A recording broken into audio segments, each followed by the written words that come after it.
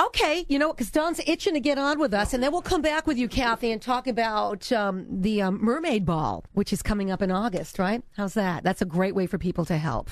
The Mermaid Ball is the social event of the Upper Cape. Mm-hmm. It's a lot of fun. It's a way to help marine animals, help save marine animals, learn about them through conservation science, and teach kids about our future, all while having fun. And dressing up like mermaids. Up? This year is a tropical theme. I've never been, but I'm telling you, one of these days, one of these, I tell you, maybe this will be the time. And that is on Friday, August 7th, 6 to 11 at the Mass Maritime Academy in Buzzards Bay. That's correct. Yeah. It's a beautiful location. We have the big windows that look right out onto the canal, and it's a fantastic setting for a really fun event.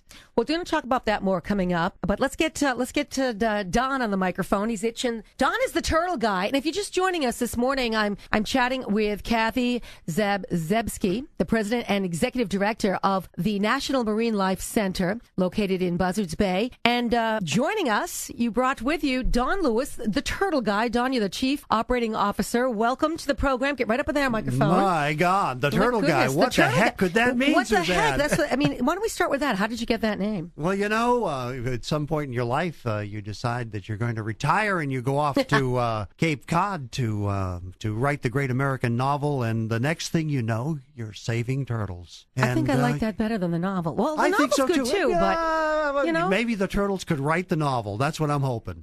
There you go. There you go. So for the last decade and a few years, I've been out there saving sea turtles and saving local turtles, and pretty soon they forget everything you've done in your life, and you become the turtle guy. And it makes sense because I'm cold-blooded, they're cold-blooded, and it's cool. Now, the turtle strandings on the Cape happen in the fall? They happen in the fall. Why? Yep. Why is that? Why would that happen? Well, because they're migrating south? Yeah, these are tropical and semi-tropical sea turtles, and they're all juvies. They're about 2 to 5 years old. They're off sowing their wild oats. I know that's something you've never done, Suzanne.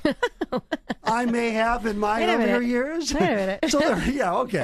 So they're off in the ocean, and they're sowing their wild oats, and it's getting cold, and they're heading back down south. And there's this goofy thing called Cape Cod that sticks about 70 miles out into the Atlantic. That's right. And now, is that one of the reasons why a lot of, not only the turtles, but also the marine mammals they do become stranded because of the geography of Cape Cod. But just think of yourself. You're a sea turtle. You've been up in Maine, hanging around, chewing on the oysters, that sort of stuff. You're heading south for the winter. Yeah. Mm-hmm. You get to Provincetown, and you got a decision to make. Mm-hmm. Turn left, and you can head down toward Florida. Okay. Turn right, get into Cape Cod Bay. Yeah. Not good. Well, you don't want to get stuck there. Yeah, but at the time, it's nice, it's warm. There's a lot of good shellfish and crabs to eat. Makes it seems like a good decision. So they don't really know that. Okay, they go in the bay. There's a little bit of a problem there. Exactly. They're going because of the attraction. They know the warm, warm waters are there, which is true. The bay is always a little warmer. Yeah, I don't know about you, Suzanne, but on occasion I've made a bad decision or two at Provincetown in my life. In any event, I feel like there should be a rim shot there, right? There should be. So anyhow, here they come down into Cape Cod Bay, and the weather starts getting colder. We are in the Northeast, after all. Absolutely. And by the time they get cued to head south again, the water in the Atlantic Ocean is too cold for them to survive. Okay, so they're trapped. And so in November and December, these guys go into stupor. And it's the tides and the waves that drive them onto the beaches, and goofy folks like me and the wonderful volunteers from Mass Audubon who patrol the beaches by the hundreds during the fall months will recover these guys as they come ashore. And they are the most endangered sea turtles in the world, which is kind of cool to do. It is really to rescue. Now, what beaches in particular in the bay do they seem to wash up more than others? It's all dependent on the winds. They are, by this time of the year, they are flotsam and jetsam. They move in the opposite direction that the wind is blowing from.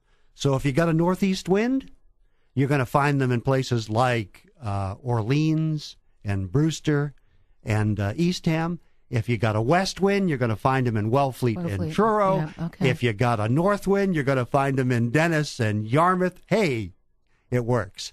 And so we plan the beaches that we walk by the direction of the wind. We need to get out there at the high tide because that's when they flush ashore.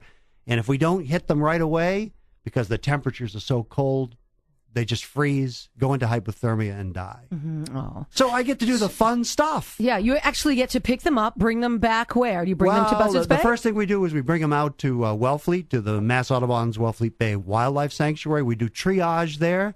We stabilize them. We scoot them out to the New England Aquarium right now, where they do intensive medical care, and then they have to be sent out to rehabilitation facilities like Kathy's National Marine Life Center, a wonderful place for any sea turtle to end up. Mm-hmm. Hey, that's it. So you have so you're gearing up for that this fall. We're gearing up, and the hospital will be opening on October 30th in order to accommodate the sea turtles that will be stranding in November. We have a little bit of a challenge grant, $100,000 challenge grant to finish off the hospital in time to open for sea turtle season.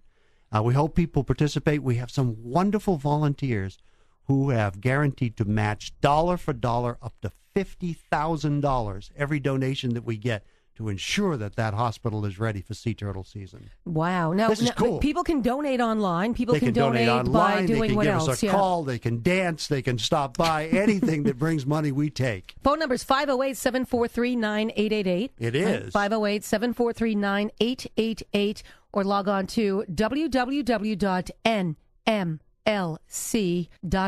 And that is a fantastic Web 2.0 site. It is exciting if you haven't been on it. I noticed right away when I was on it earlier this week and preparing for the show, I said, wow, look at this. And it's so interactive, so easy, I mean, so many ways. It does. It's top super. notch, yeah. top notch. Yeah.